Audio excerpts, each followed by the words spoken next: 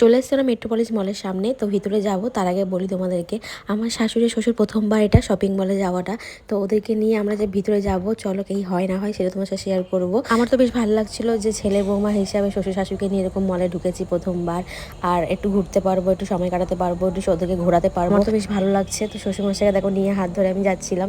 আর এই শীতে উঠতে বাবা ভয় পাচ্ছিল যেহেতু প্রথমবার, তাই বাবার হাত ধরে আমি আর বাবা দুজনে একসাথে উঠেছি, এদিকে মারা উঠছে। তারপর আমরা চলে এসেছি উপরে ফুড কোর্টে, ভাবলাম এখানে কিছু খাবো। তো বড়মাসে চলে গেছিলো মহারানীতে, ওখানে ভাবছিল যে কোনো থালি অর্ডার করবে। মেনু কার্ডটা নিয়ে আসুক, নিয়ে আসলে দেখি কি অর্ডার করা যায়।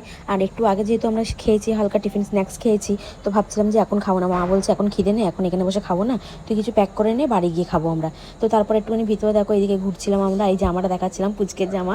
মা বলছে এখন এইসব দেখাতে নেই, পরে দেখাবি, পরে যখন হবে তখন তুই সব কিনে নিয়ে যাবি আস্তে আস্তে এখান থেকে। এই পুচকেগুলোর জামাগুলো দেখে লোভ সামলাতে পারছিলাম না, মনে হচ্ছিল কোনটা ছেড়ে কোনটা দেখি। আমার তো মনে হচ্ছিল সব নিয়ে নিই। চলো ঘোরা হয়ে গেছে, এবার বাড়ির দিকে রওনা দেওয়া যাক। Tata, bye bye.